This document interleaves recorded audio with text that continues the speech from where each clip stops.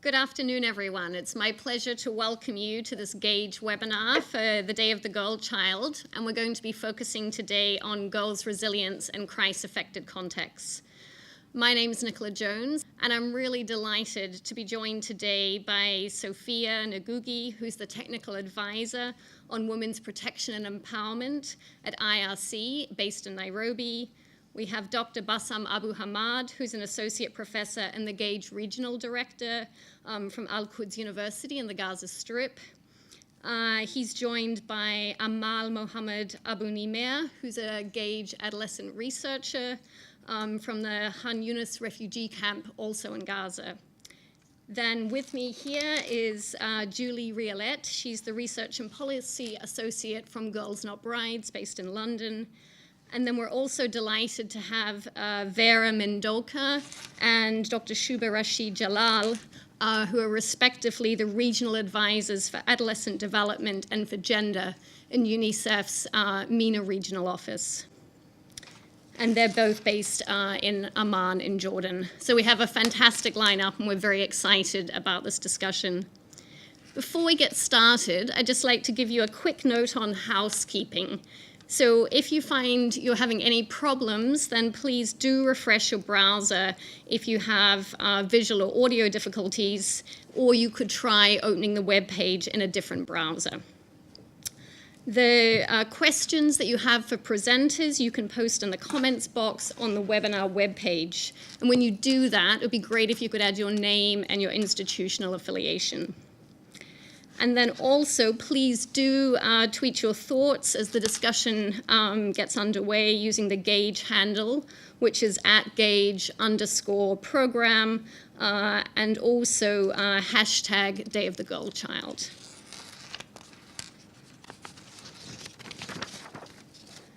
Great. So to frame the discussion today, I'd like to begin by reflecting briefly on why a focus on resilience and crisis context, which is the focus for today's International Day of the Girl Child, and why that's so critical. So firstly, the psychosocial needs of adolescent girls living in fragile and conflict-affected areas are often particularly acute, given that they're disadvantaged by both age and gender, and they often lack the resources and the skills that would help them cope in day-to-day environments that are often rife with new dangers. As the research we've undertaken in the past in contexts like Gaza, Liberia, and Sri Lanka has highlighted, even when psychosocial services might exist, they tend to be very short-term in approach, and too often girls can be discouraged from using such services, especially as the stigma around mental health support means it might hurt their chances of an advantageous marriage. It's also the case that girls are approximately 2.5 times more likely to be out of school than boys in conflict situations, due, among other things, to risks of sexual and gender-based violence, as well as entrenched son preference in some contexts. And this in turn then jeopardizes their future prospects for work and financial independence as adults. Health services critical to girls' well-being, including sexual and reproductive health services and information, maternal care, and menstrual hygiene provisions, are also often very scarce or insufficient in crisis contexts. So, for example, in interviews we've just done recently with Syrian refugee girls and young women in informal tented settlements in Jordan really highlighted that the lack of resources to deal with menstrual hygiene needs was one of the challenges that these girls and young women found most distressing. And as the quote in the slide highlights, to study resilience is really to identify the ways in which individuals and communities are able to withstand such adversities through individual but also collective strengths, resources, and capabilities. So we think that it's really a great time to strengthen our understanding of young people's experiences in crisis context, as well as to better understand what works to better support resilient attitudes and behaviors in young people in such environments. I think what's critical, as the American Psychological Association has underscored in its recent research, resilience is not extraordinary or a trait that people either have or don't have. Instead, it really involves behaviors, thoughts, and actions that can be learned and developed by anyone. So today, globally, we have an unprecedented 1.2 billion adolescents. And as the new Director General of the World Health Organization emphasized just a couple of weeks ago at the General Assembly for the United Nations, this really is a never-before moment for promoting adolescent health and well-being. We're seeing 3,000 adolescents dying daily, and too often in low and middle-income countries, particularly from conflict and mental health-related problems. So to address this, what we really need is policy and programs addressing adolescents' health and well-being in crisis contexts and tailored to those particular environments. But we also urgently need evidence on what works to ensure that these actions are most effective. So as many of you will be aware, one of the big challenges we face is really a dearth of data on girls' experiences and development outcomes in many humanitarian settings. And this is, at the moment, significantly hindering our ability to closely monitor and respond to the issues that are most critical to adolescent girls, to understand what strategies best work for their care and protection, but also to better engage and empower young adolescents. So today's webinar is really an opportunity to discuss the emerging evidence and promising practices for supporting adolescent girls' resilience across diverse crisis-affected settings, from Syria to the DRC. As such, we at the Gender and Adolescence Global Evidence Program are really delighted to convene this webinar. GAGE, for those of you who are not aware, is an exciting new initiative funded by the Department for International Development, which is aiming to find out what works for whom, where, and why. And we're a consortium involving 30 partners globally, and we're embarking on an in-depth, multidisciplinary exploration of adolescents' gender perspectives and experiences in sub-Saharan Africa, the Middle East, and South Asia. And in the Middle East in particular, through our work with refugee and displaced populations, we're seeking to contribute to a strengthened knowledge base about the really diverse array of adolescent vulnerabilities in crisis contexts, as well as the ways in which adolescents can be supported to enhance their resilience skills through diverse programming and policy interventions. And so just briefly, I wanted to highlight that the ways in which we're trying to contribute to this global evidence base is through an ambitious mixed methods impact evaluation design. We're following approximately 18,000 early and older adolescent girls and boys from urban and rural contexts in 8 countries over the next 8 years. And we're simultaneously undertaking qualitative and participatory research to really go in depth and better understand the experiences and perceptions that young people have as they pass through critical adolescent transitions and into early adulthood. And on this latter strand of work, my colleague Bassam will be talking further in a few minutes in today's webinar. So with this broad overview, the webinar today will focus on 3 core questions. Firstly, how are you conceptualizing resilience and its role in adolescent girls' lives in your work? What are positive examples of interventions to support adolescent girls' resilience in the context in which you're working? And then thirdly, how can we better measure progress towards resilience? What are the evidence gaps that we currently have, and how can we best move forward? So each speaker will have 8 minutes, and then we'll have time for a question and answer session at the end. So please do make sure, as you think of questions, to be dropping them in the chat box. We'll collate them and use these to shape the discussion at the end of the webinar. And we'll also send feedback on the questions that we don't get a chance to address today on the webinar. So now I'm really very delighted to announce our first speaker. Sophia Noguchi is the Women's Protection and Empowerment Technical Advisor for the International Rescue Committee for East Africa. And Sophia is supporting programs in Uganda, South Sudan, Somalia, Kenya, Ethiopia, and Zimbabwe. She's also coordinating a multi-country project, Compass, which is a 3-year pilot program designed by IRC to respond to the vulnerabilities that adolescent girls are facing in humanitarian crises, and that's also being evaluated by the Mailman School of Public Health at Columbia University. So thanks very much, Sophia. So I'll start by looking at how we conceptualize adolescent girls programming. And in particular, I'll be focusing on one of the programs we have at IRC. So in looking at the issue of adolescent girls and conceptualizing resilience among adolescent girls, IRC is working with different partners. So we are working with marginalized communities facing different humanitarian crises.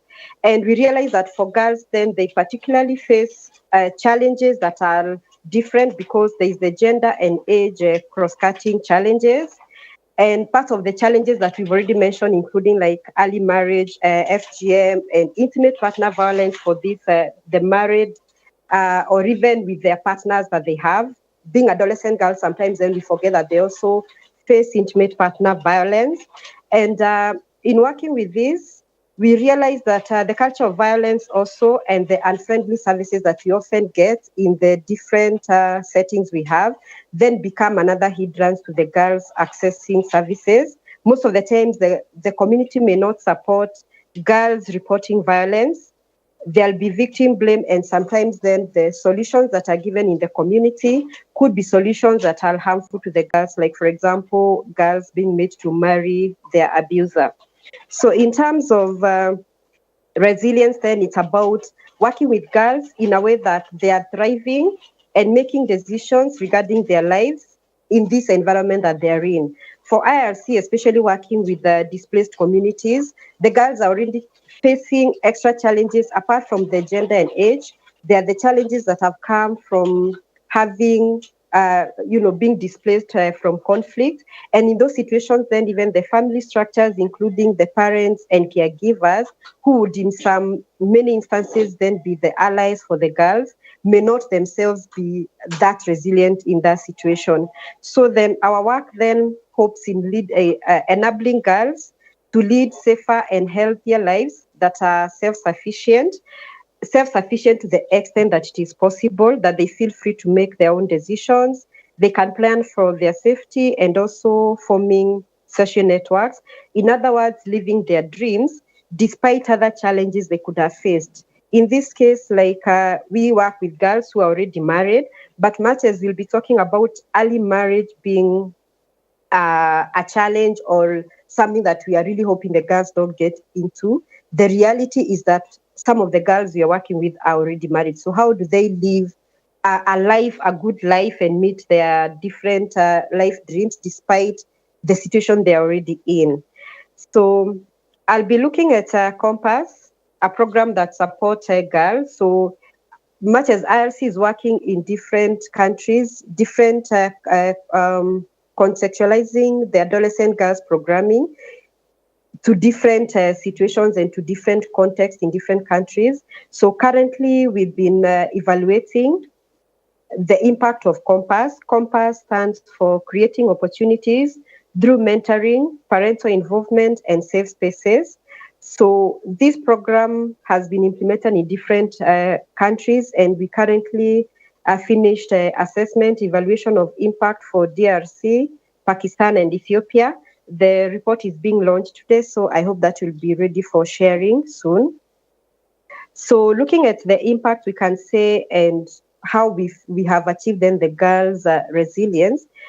One of the components of Compass, like I've said, is safe spaces, like the name suggests. So empowering the girls to be able to express themselves, but also linking them with positive role models, in this case, the mentors, also working with their parents and caregivers so that then they can be supportive to the girls. And so that the girls then we are working with not only giving them the life skills, but also creating an enabling environment around them.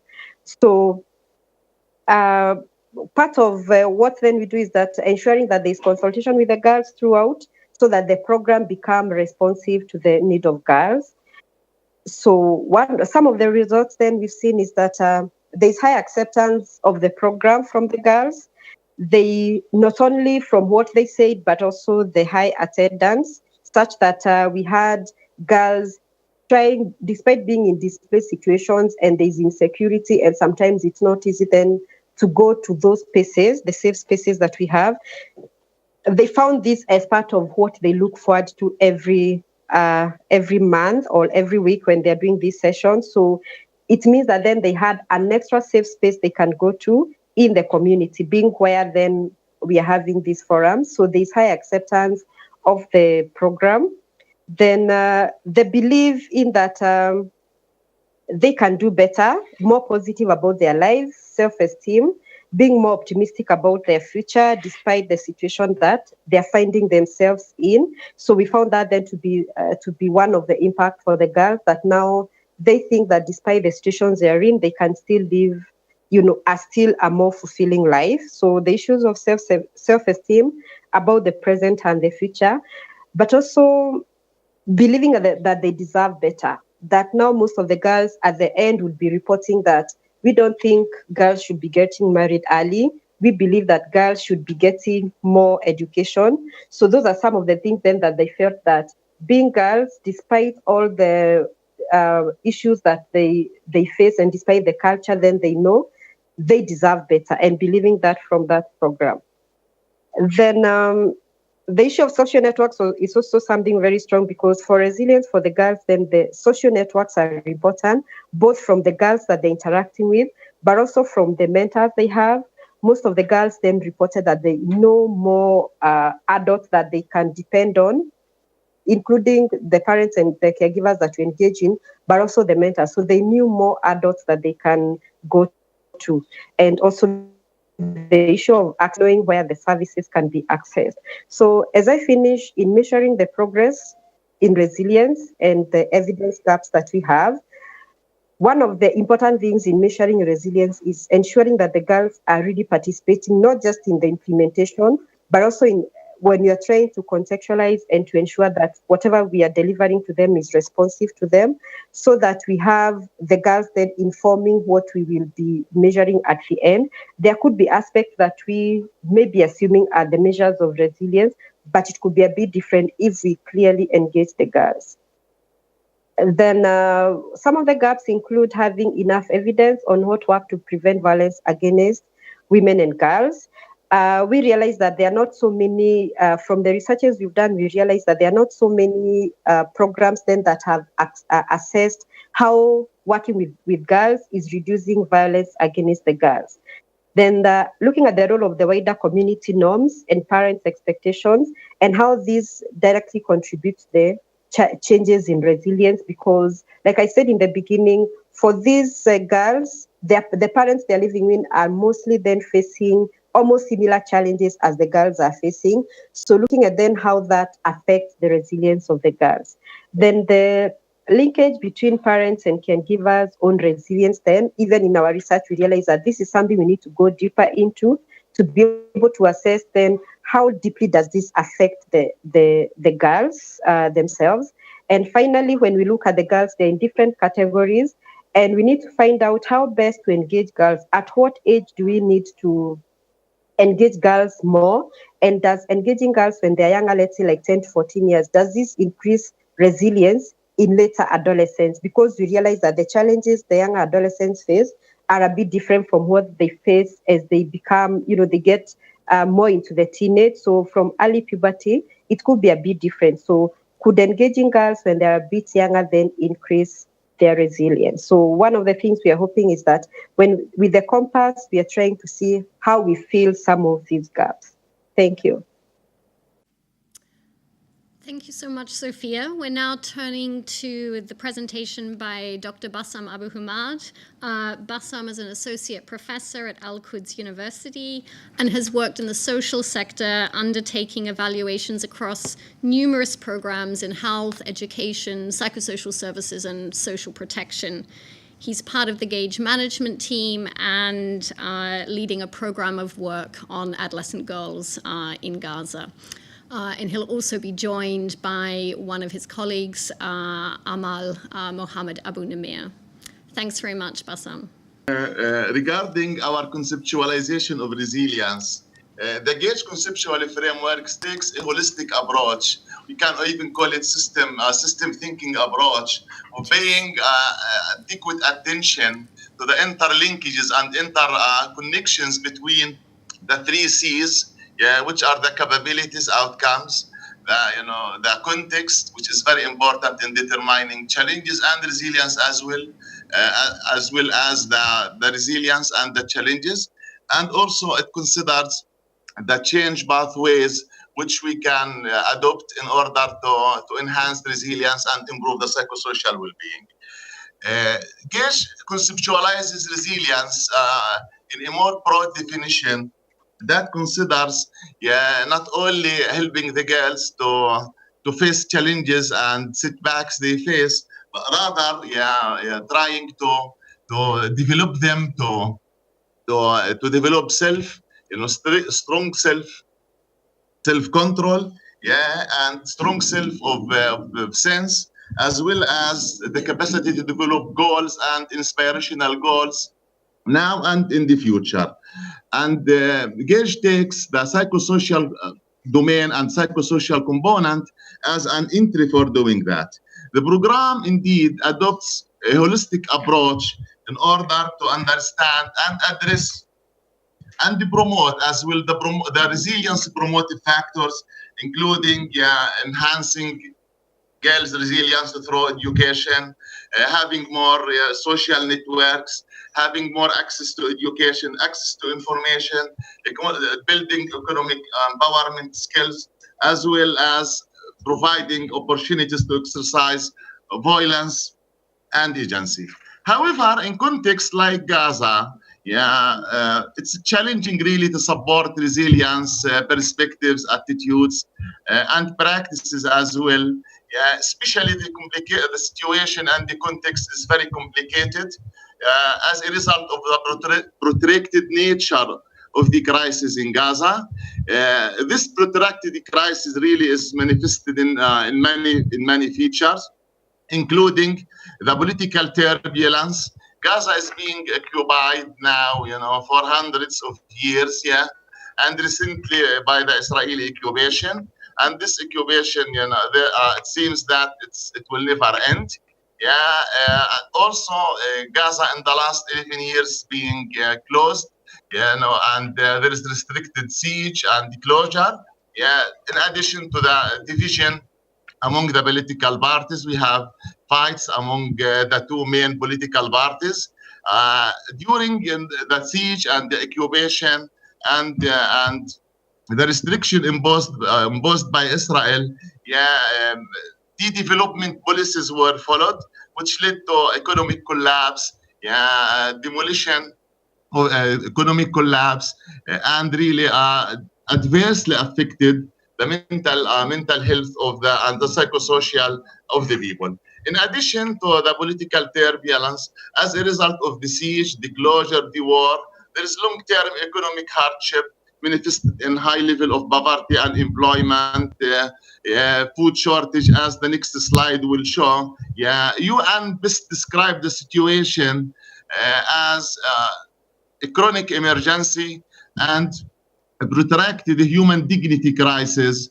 Even Gaza has been described by UN agencies as a place or an uninhabitable place. So it's not a place that is suitable for a human being.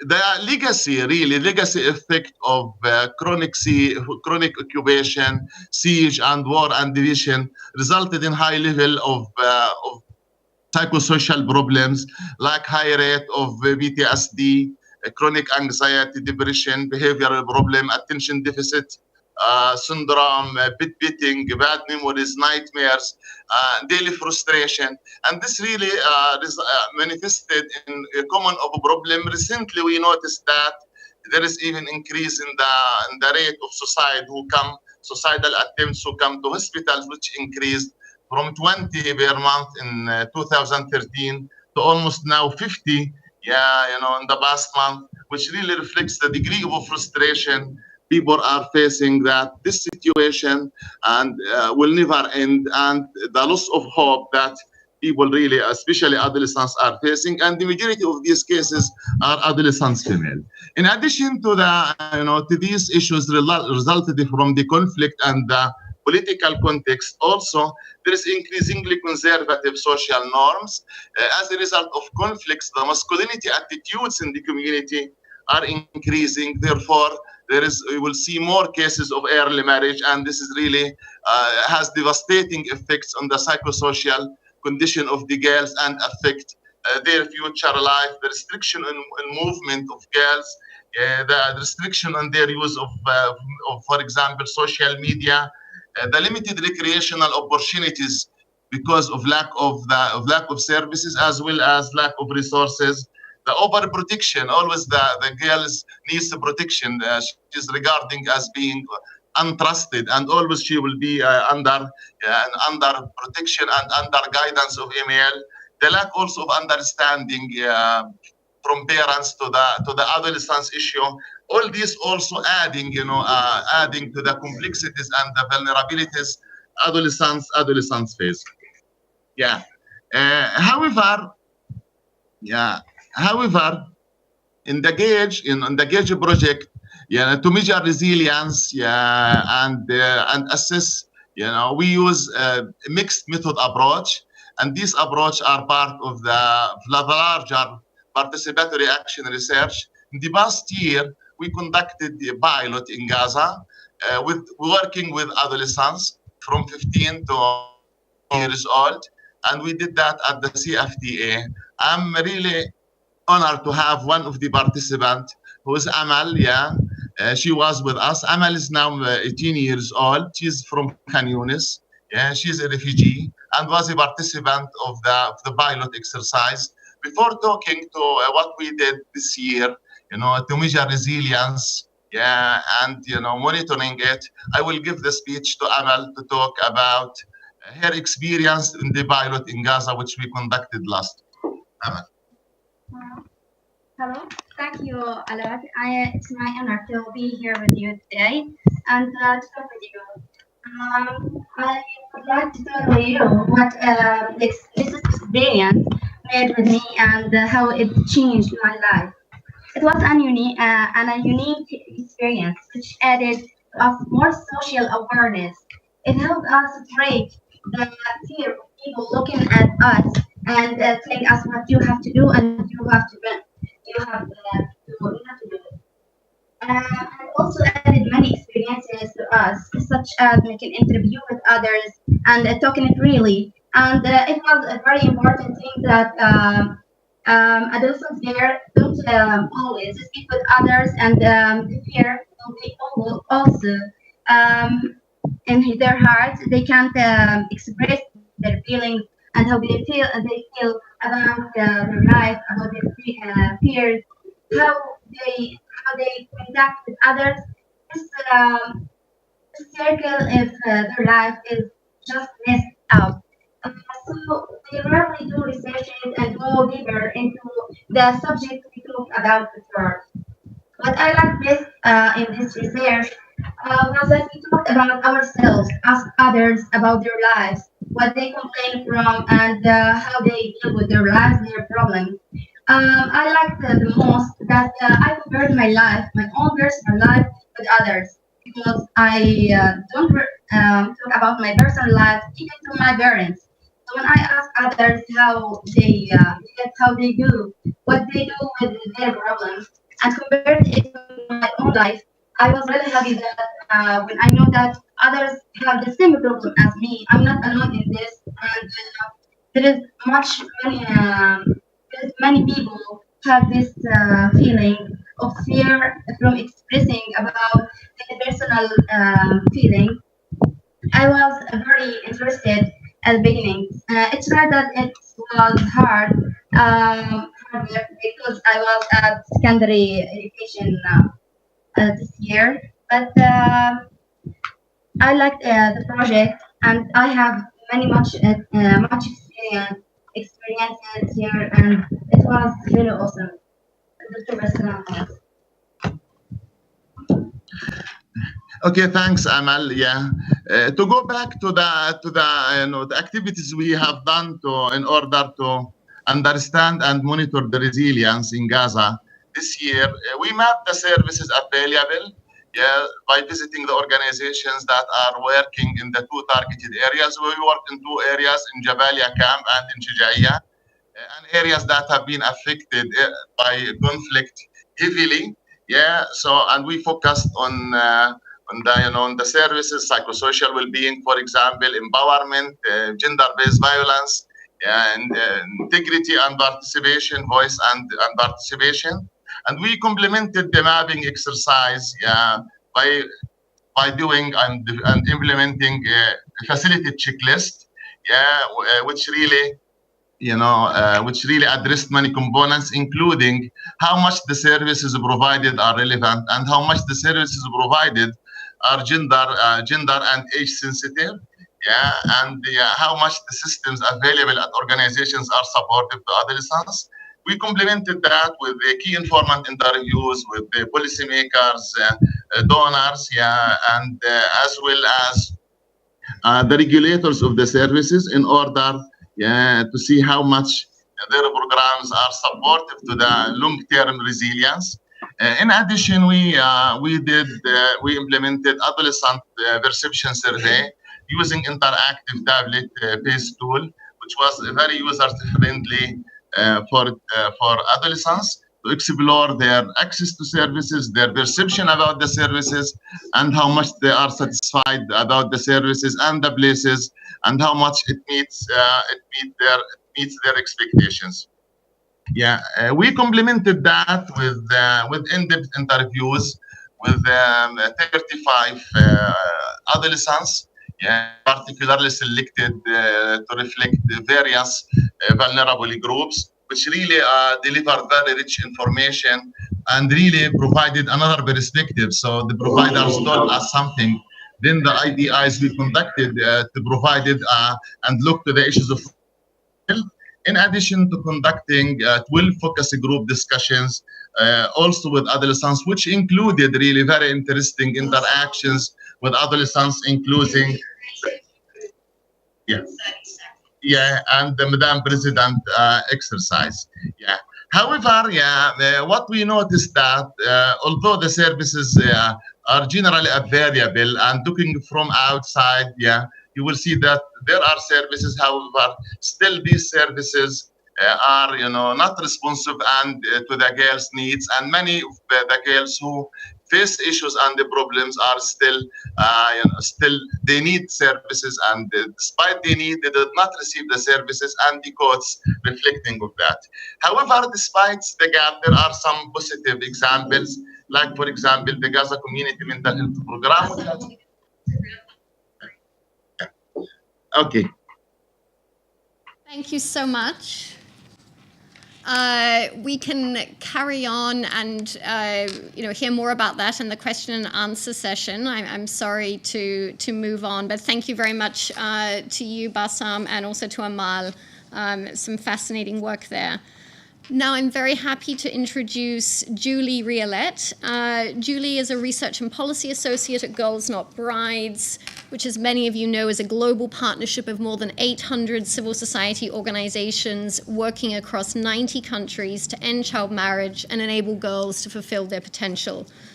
Julie has been working over the last several years with members and partners to deepen Girls Not Brides' understanding of child marriage, specifically in humanitarian settings, tracking, sharing, and learning about programs working in such contexts, but also identifying where further research can advance the cause. So delighted to hear what you have to say, Julie. Thank you, Nicola. Hello, everyone. So, as Nicola said, our members working across the world are all committed to end child marriage, which is an issue that affects 15 million girls every year. And as some of the other panelists already pointed, is really relevant for the discussion today because the practice causes a large range of harmful consequences which limit girls' resilience. And it doesn't only happen in stable context, but it also happens a lot in crisis context. And so 9 out of the 10 countries with the highest rates of child marriage are actually defined as fragile or extremely fragile states, and a number of them faced some large humanitarian crisis. And growing evidence has been showing over the past few years that child marriage is increasing because of crisis, as actually humanitarian crises exacerbate a lot of the factors that drive the practice, which include, of course, gender inequality as a root causes of child marriage, but also a number of other drivers such as increased poverty, increased insecurity, or weakened institution, and a lack of alternatives, to cite just a few. So what happens is that family facing extremely difficult situation turn to child marriage as a coping mechanism and really try to protect girls from increased insecurity and provide for them without always knowing about the whole range of harmful consequences that follow.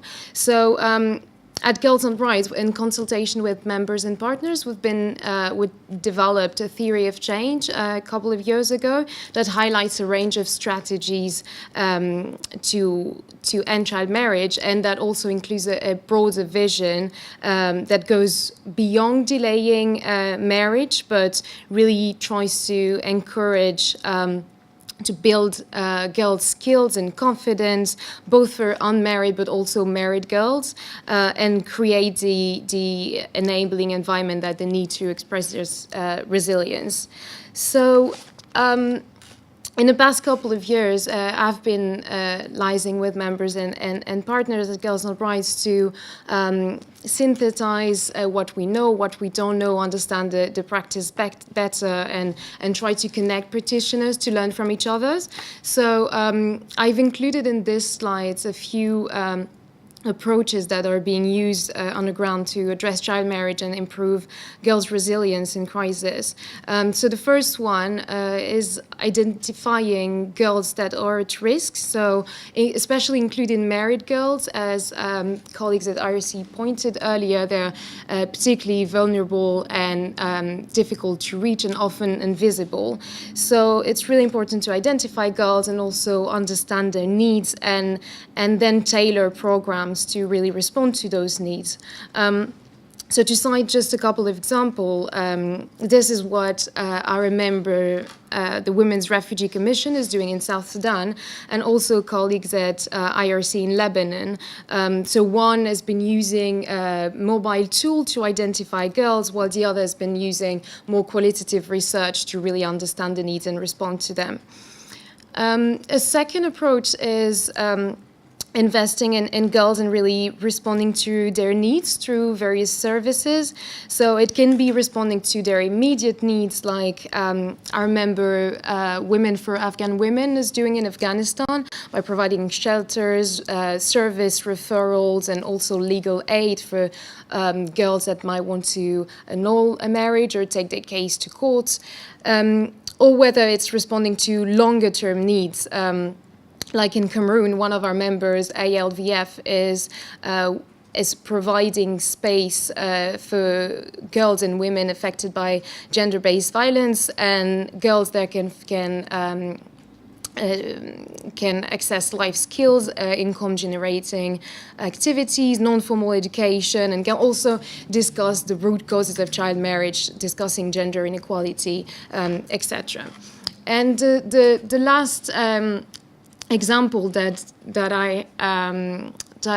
we've identified that is being used by our members in the field is really trying to build this enabling environment, like we were mentioning before, and working with key actors in girls' life. So again, to cite an example from one of our members, Cooperation for Peace and Development in Afghanistan has been working to set up some community advocacy groups that include a lot of various actors and promote dialogue between generation and between gender. So yes, there are really positive examples happening on the ground, but we really need to see more happening if we want to reach the scale of the issue. So there's still many things that we don't know, and a first level is really to go beyond the big picture, and we need to get a nuanced understanding. So whether it's understanding how child marriage happens in different contexts, do girls face different risks if they're living in refugee camps versus urban setting, if they have been displaced for just a few months or several years. Also understanding the specific impacts that girls, but also their children, their family face specific to crisis. Of course, there will be the whole range of harmful consequences that will be similar to stable context, but there might be really specific vulnerabilities. And continue to really call for more data disaggregated by marital status, by gender and age, to really inform our understanding of girls' needs. But I think most of all, what is very important to highlight is that any new evidence really needs to inform solutions that are tailored and that can be integrated across sectors. Because as child marriage is such a cross-cutting and complex issue, we really need everyone to play a role, and so it's really key to integrate child marriage into different sectors of a humanitarian response. So whether it's through different clusters such as education and health, which are really closely linked to child marriage, or coordination and management to ensure girls' safety, or across different areas of responsibility such as GBV or child protection. And we really need to invest in piloting and evaluating, most of all, programs that basically take learning from more stable contexts and apply them to humanitarian contexts. And that's how we will learn more about what really works and what doesn't work to address child marriage and improve girls' resilience. Great, thanks very much, and bang on time. Great. Now I am very pleased to welcome Vera and Shuba from the Middle East and North Africa Regional Office of UNICEF in Amman in Jordan. Vera is the Regional Advisor for Adolescent Development and HIV and AIDS, and she's supporting adolescent programs in 19 countries across the MENA region, including Syria, which she'll be talking about today. And then Dr. Shuba is an Iraqi health professional, and she's currently serving as the Regional Advisor for Gender with UNICEF MENA. And she'll be providing an overview of UNICEF's new adolescent strategy and implications for adolescent girls and boys across the MENA region. So thanks very much to you both. Thank you very much. I will take you into how UNICEF, through its Gender Action Plan, is actually looking into the adolescent girl well-being and empowerment. The Gender Action Plan has been there from 2013 up to 2017, and now we're getting a new Gender Action Plan 2018-2021. And for that one, UNICEF has a twin-track approach. One of them is related to integrating gender across all the programs in gender mainstreaming approach. But the other one, which is more related to the adolescent girl, is the targeted priorities. And these targeted priorities are based on the chronic disadvantage that girls face globally.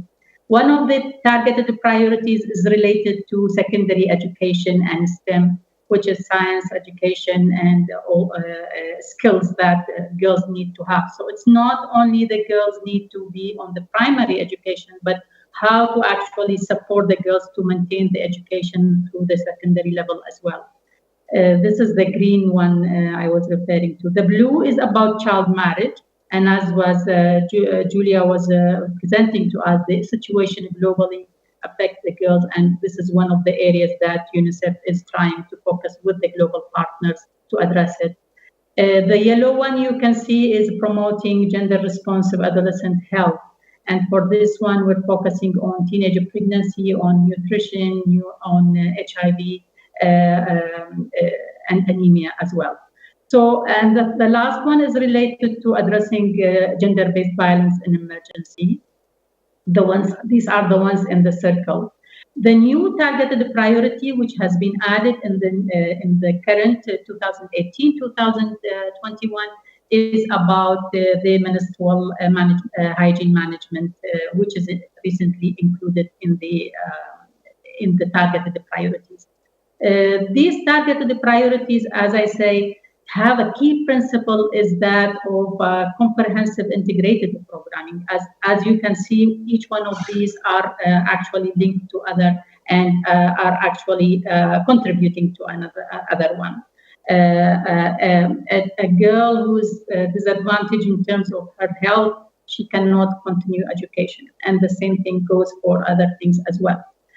So the overall objective of this framework is to actually reduce girls who get married, reduce girls who become mothers, reduce girls who acquire HIV, reduce girls suffering from anemia, and reduce girls from suffering from female genital mutilation, while on the other round, it increases the enrollment in education, it increases the skills for girls, it provides them with adequate care during menstruation.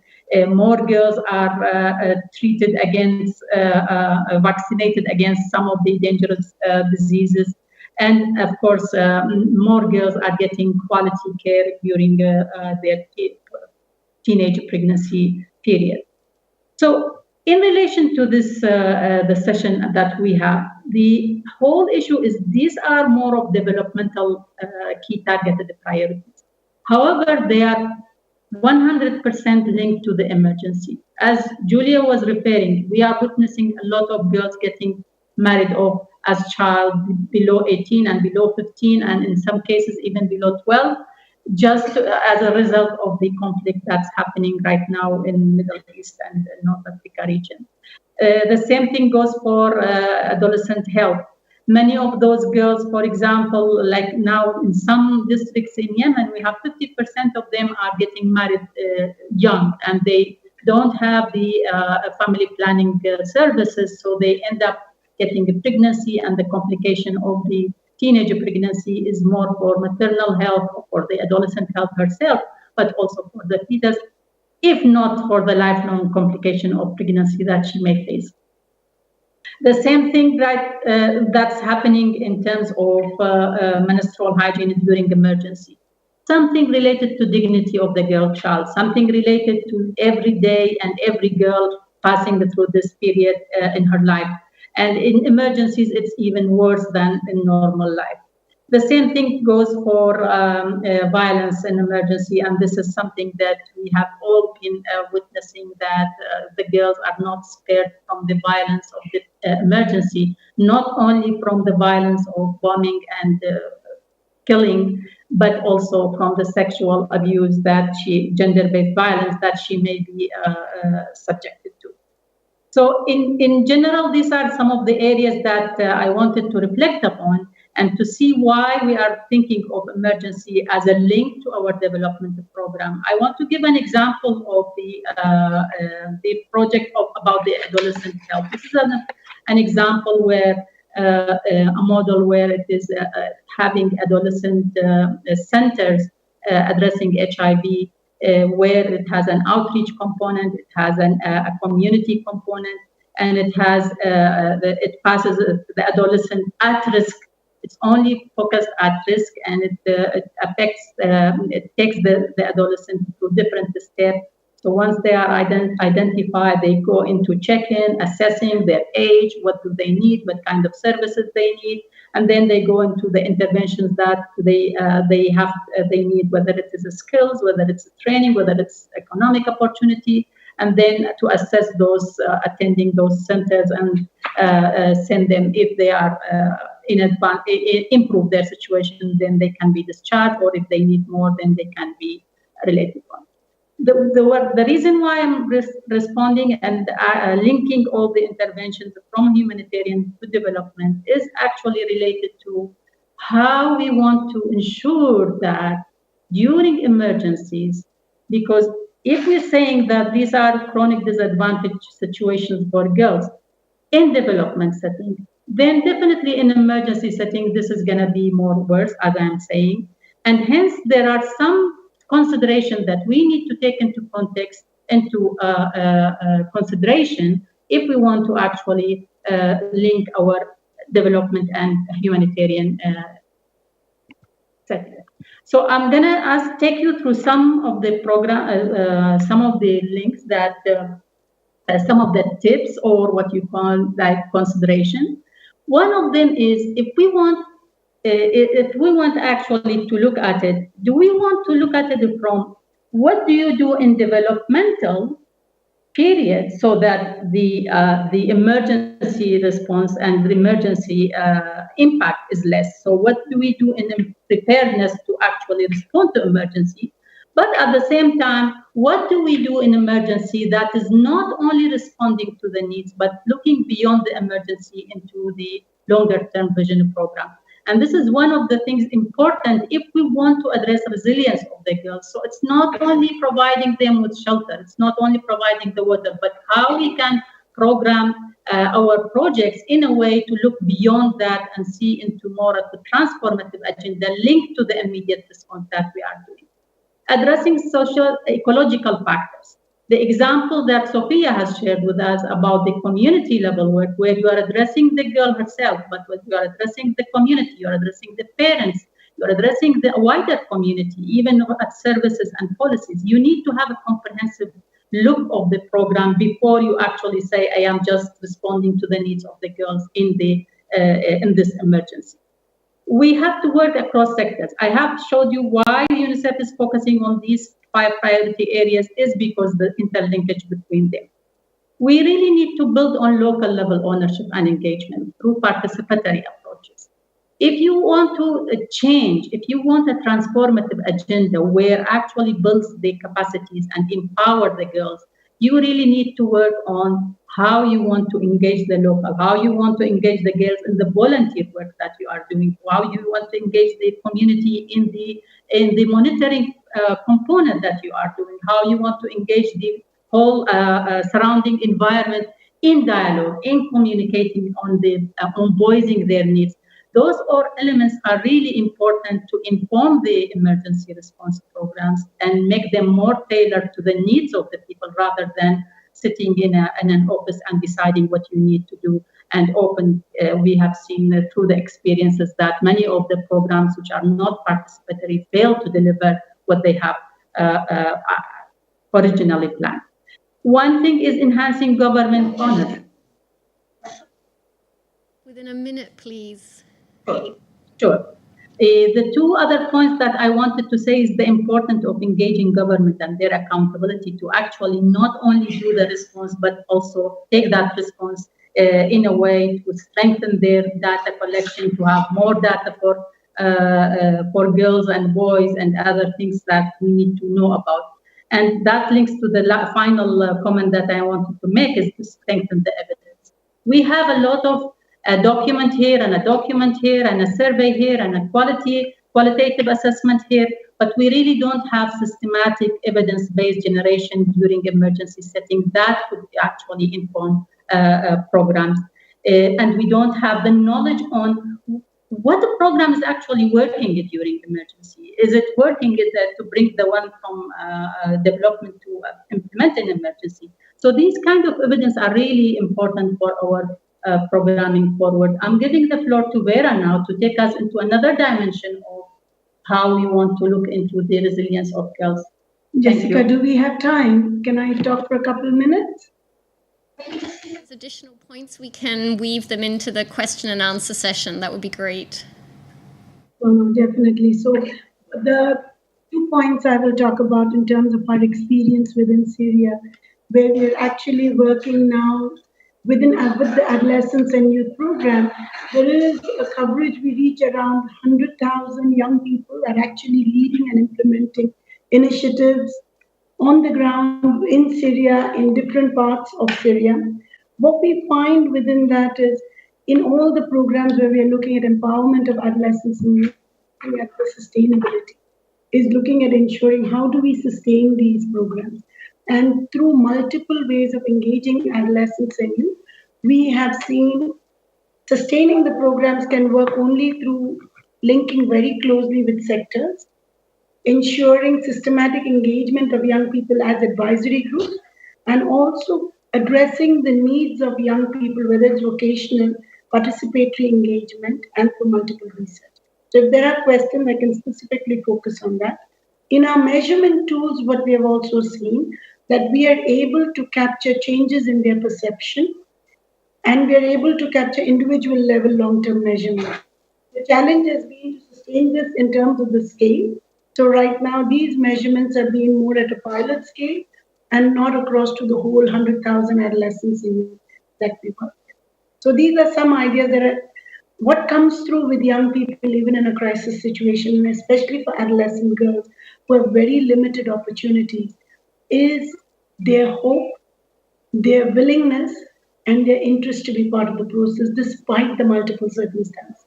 In my most recent mission, when I was working with young girls who had been displaced more than 6 times, willing to learn new skills, willing to try different things. And I think if given the opportunity, what we need is put all these lessons together and actually support countries and support the young people in taking these programs to scale. Over.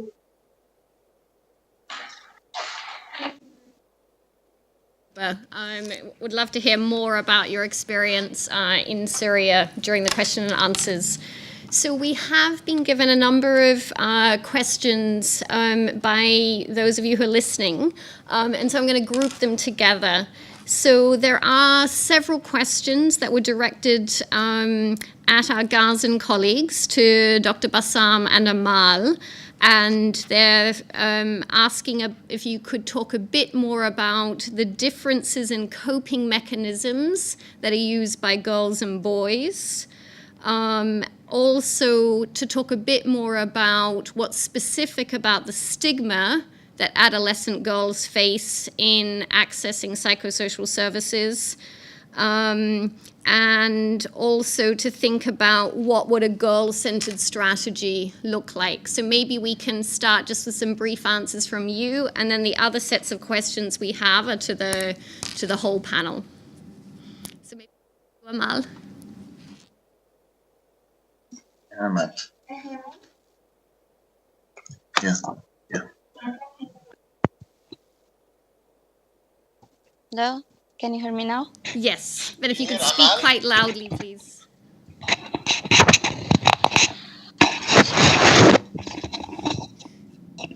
Yes, you hear me now? Yes, thanks. You hear Amal? Yes, we can. When you're robbed of the most basic rights to live a decent life, when you're locked down on and you're left with no room for expression, when your dreams are restricted and destroyed before it sees the mirror of truth, then you have to be sure that this is the reality of living in Gaza. I will not list the problems that face an innocent girl here in Gaza, because we are all tired of repetition and the speeches in a language free of human feelings. This is our reality. We are not talking about a fictional story where the princess lives happily forever. The vast majority of girls here lost the desire to talk about their problems because they think by this nothing will change. The life of each girl differs from the other, but if we ask any one of them, there will be something that disrupts her. Apart from all the personal problems that differs from one girl to another, it remains to mention some of what affects all the girls after this war. There is no doubt that we lost the hope of finding a suitable job in the future, which made us look frustrated for university studying and think that it's just a waste of time and money. No matter what happened, there is no jobs. And if we think of studying outside, of course, there is no chance for us to leave because of this age. It is not necessary to mention that there is no girl are allowed to go abroad alone. And if we tried to exploit our talents here in Gaza, we'll find rejection in return because there is no supplies or tools suitable for us and valuable here, nor the support from those around us. So at the end, we stay at home. But unfortunately, we are suffering also there because of the electricity and water cuts. We can hardly manage to do our activities, our life activities properly. So war and stage add us fear upon fear. Girls are completely different from boys because that girls are emotional. In wartime, that girls are worried, afraid, and scared all the time. Our normal life has been restricted and destroyed. So at the end, no matter what the problem is, in the end, we complains. The girl complains, but to whom? No one will give her the opportunity to listen. So we are suffering from this trouble and away from personal problems such as early marriage and so on. When girls is not allowed to talk about what she feel, to talk about her problem, we are feeling that suffering all around us here and so on. Thanks. Thank you very much, Amal. I don't know whether, Dr. Bassam, you want to add anything related to stigma and psychosocial services? Yeah. Bassam, can you hear? No. I think Amal. I'll repeat the question, Bassam. Nicola? Yes. Can you hear me now? Yes, I hear you now, yes. Okay. There was just one additional question, which was about what were the specific dimensions of stigma that girls face in accessing psychosocial services. Yes, really, stigma in Palestine and in the Middle East, yeah, it's a big issue and is a big barrier for accessing the services, especially for girls.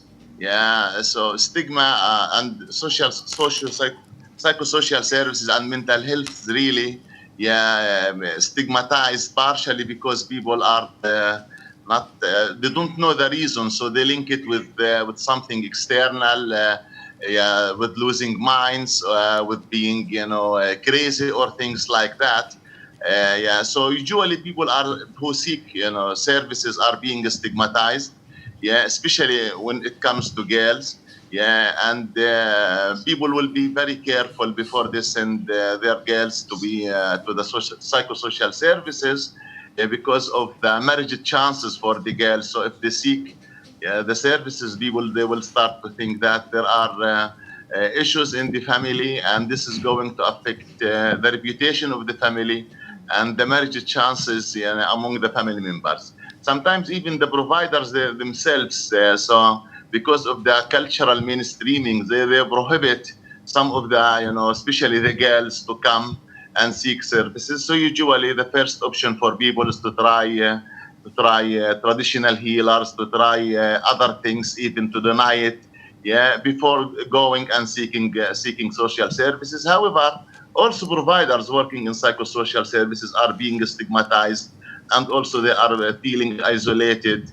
In a study we did, only 2% of the faculty of medicine, they want to study psychiatry because of the wide stigma. However, recently there has been introduced the integrated model by UNRWA or by Gaza Community Mental Health, where they use multiple data entry point and not having specific places that are designated particularly for people with mental illnesses.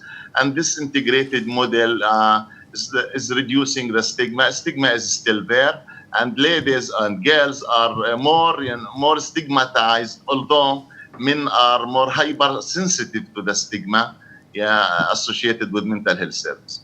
Great, thank you very much.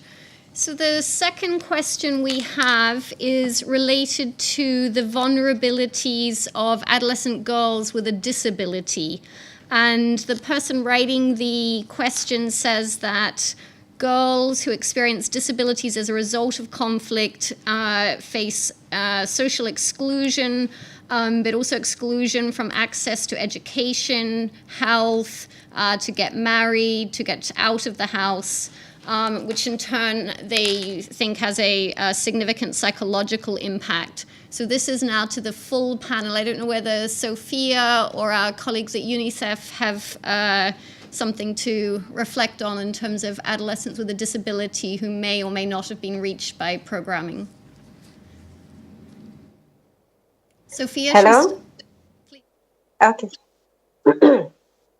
So yeah, that's a very critical issue, because when we talk about marginalized groups, and when we place girls as one group, they also have different levels of vulnerabilities.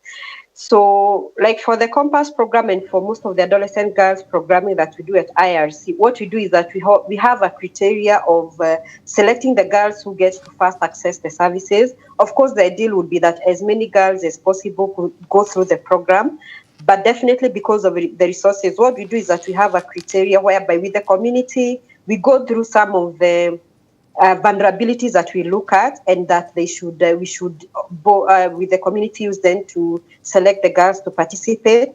And so disability is one of them, which means that then even when we are looking at like our women's safe spaces and all, then we need to, the girls' safe spaces that is, then we need to ensure that we are catering for that, for those kind of disabilities. Sometimes it's not very easy to really say we are responsive to them, because unless we've done specific targeting, then these groups still get excluded. So part of it is really in the selection in the first place, being conscious of these different levels of vulnerability. And if it is possible, make sure you're including them. Sometimes, of course, it may mean that there are some who may need, like, let's say, like interpretation. How best do we go about that? Like, for example, in one of the programs, then we had, because of literacy, we had audio. So maybe even then for girls who may not be able to access some of the materials we are using, then making sure we have what is more accessible to them, for example, audio, if it's for those who then cannot be able to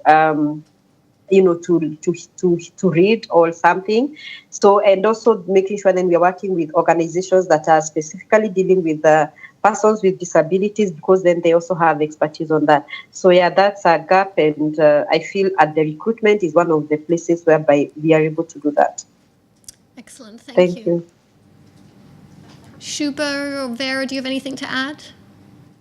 What I want to add is that in terms of the recent Syria crisis, so disability is one of the vulnerability criteria that all the three RPs, which is resilience response and refugee resilience response plans in Syria and across the countries hosting the Syrian refugee. Vulnerability criteria, one of them is disability. So the plans are actually incorporating disability within the vulnerability analysis, and response is based on whatever comes per sector. So each sector takes that into consideration. However, taking that into account, the analysis of the data shows very low coverage. So very limited and low coverage. Even with the young people, when we did participatory action research inside Syria, with the young people specifically from home, this was identified as a key issue. And the programming opportunities are limited. The resources are very limited. So yes, the need is tremendous. It's recognized as a need. It's included in the plans. There are tools, but the current coverage is very low. So there needs to be very specific added focus. The other element is also psychological distress is significantly high inside Syria. So, but however, programs specifically targeting adolescent girls and boys are very limited. Very few in terms of specific psychosocial support programs for these young people. So there are this need is recognized. What we come to is the coverage, sustainability of the coverage is very limited. And there are examples, good examples of what work, but taking those to scale from project mode to a program mode and taking it to a sustainable scale has been the challenge. And then we have another set of questions which is related to the panel's thoughts on what kinds of strategies are most effective in reducing gender-based violence against adolescents. So I think the question comes from the fact that this was a cross-cutting issue in the presentations, but what is it that we know about effective approaches to tackling GBV for different adolescent cohorts? So maybe we start with you, Julie. Yeah, sure. I mean, yeah, definitely it was something that is really cross-cutting and relating to child marriage.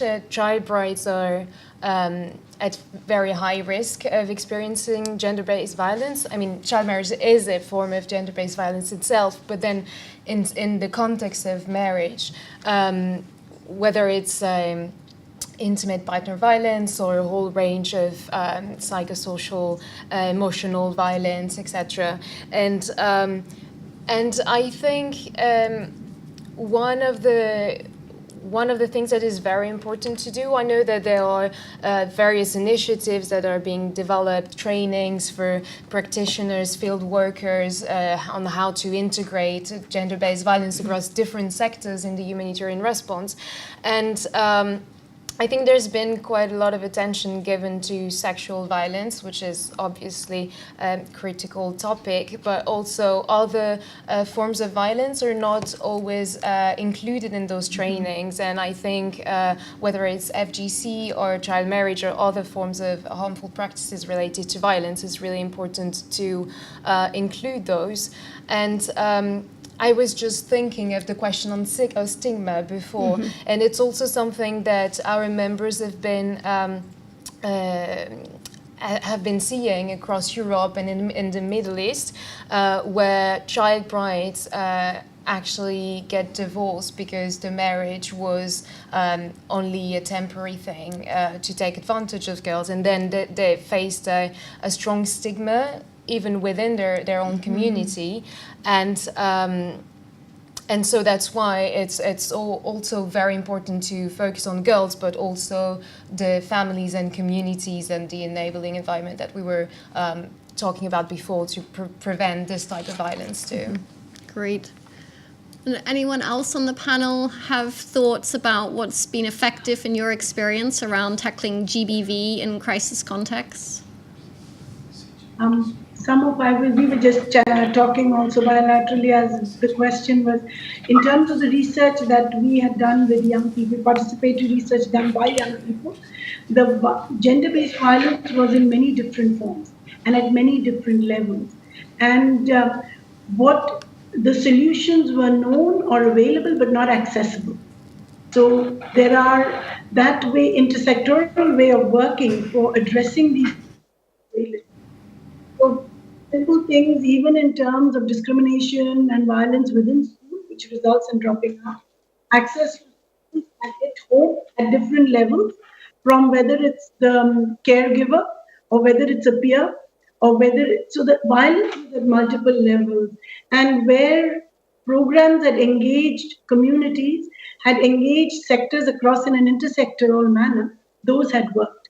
But both, as Shobu and I were discussing, it's getting that commitment to integrate this on a sustainable way in all the programs, in the sectors and clusters. So it's very often seen as a protection-only mandate and not a mandate across all sectors. And the response that works most effectively is an intersectoral response. Okay, so a repeating theme, great. Dr. Bassam? Yeah, in fact, violence, including gender-based violence, is very common in Palestine, and I would like to reflect on the performance of an organization called Aisha in Gaza, which really includes and engages the survivors of gender-based violence in intensive program, which includes implementing multi-sectorial intervention, family support, psychosocial components, in addition to trying to address the root causes of the gender-based violence, including coordination with courts and the legal system and other relevant ministries. They involve the woman for 1 year, and part of that intervention is also providing them in training, in vocational training, trying to economically support them to find, and to secure an income for them in the future. So the approach they are following is comprehensive, and it's really condensed enough to produce an impact, and they are producing good outcomes. Previously, only 0.6 of women vulnerable to gender-based violence seek institutions, but with this kind of a program, a comprehensive program, they are producing very good results. One final question, which is, what is the next step to build on the evidence base and integrate that so there's a broader benefit?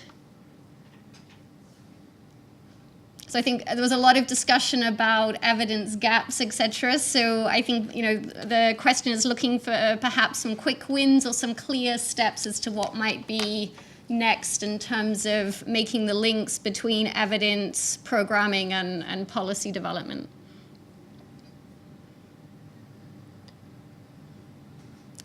Who would like to start off on that? I can start with, I think, investment and just, actually doing things and invest in piloting programs and various initiatives so that evidence just not sit there, but we actually doing something out of it, and also most importantly evaluate those initiatives so that we can learn from what works and what doesn't, and adapt accordingly. Great. And then I think both Vera and Amal have been involved in participatory action research. So I don't know if you have some thoughts about that and how it best feeds into programming and practice. One of the parts I think which work well is we have to be better, and I think the young people themselves were talking, is how do we shape the evidence of what works into policy and action? How do we actually take it to the perspective and make sure that it is taken to scale from that point? So being able to sharpen the evidence, making a better case, and where we have been successful in taking some of the key policy evidence into a policy ask, and clear action has made us, has had significant gains. But I think doing it in a systematic manner, focusing on the issues for adolescent girls, is something we need to do much more. We have planned upcoming evidence symposiums, we have others, and some of these are ways how we are trying to look at to see how we can take this evidence into action, and actually get donors, practitioners, researchers, not only to fill the gaps, but also to support programs at scale. And at the same time, it is important that key development actors share information and evidence. So platform for sharing the evidence is really important in order not to duplicate the effort and, on the contrary, benefit from what others are doing in this field. Fantastic. Any concluding remarks from anyone else? No? So just hi, Sophie here. So in conclusion, I would wish to just add also that one of the things then for actors who are acting on issues to do with gender and women and girls, right, where some organizations maybe are very specific to adolescent girls, but for others working across, it's very important that then we start targeting adolescent girls as a group, not just as a part of engaging women, and assuming that when we engage women, then girls are catered for, especially in emergency and when we start responding. So ensuring we do that, and also for prevention, GBV prevention, working within broader GBV prevention network, frameworks of programming, it makes it then easier for us to be able to then effect the GBV, reducing GBV among adolescent girls. Thank you. Great. Well, thank you very much, everyone. It's been fantastic to have you all join us. Thank you very much to everyone who submitted a question. If you feel your question wasn't addressed, please let us know and we'll try and follow up with written feedback. I'd like to give a huge thank you to the speakers for your time and energy today. It was great to hear from your experiences. We'd encourage you all to continue the conversation on Twitter using the Gauge_program handle and the hashtags Day of the Girl and Adolescent Resilience. Then we also wanted to draw your attention to our website, www.gauge.odi.uk, so you could learn more about the Gauge program and read some of our latest publications. So we just have a new publication out, which is looking at adolescent girls' capabilities in Jordan, including girls from refugee communities. There's a new toolkit on participatory research in crisis contexts, and a fascinating, rigorous review that colleagues have done on girls' clubs and what works in diverse contexts. And in the next few days, we'll also be sharing an infographic series drawing on some of the work that Bassam and Ahmad talked about on adolescent girls' experiences of services in Gaza. We'll also share a recording of the webinar on the webpage within the next 24 hours. And finally, just to say thank you all and have a very happy Day of the Girl Child. We hope to continue the conversation soon. Thank you.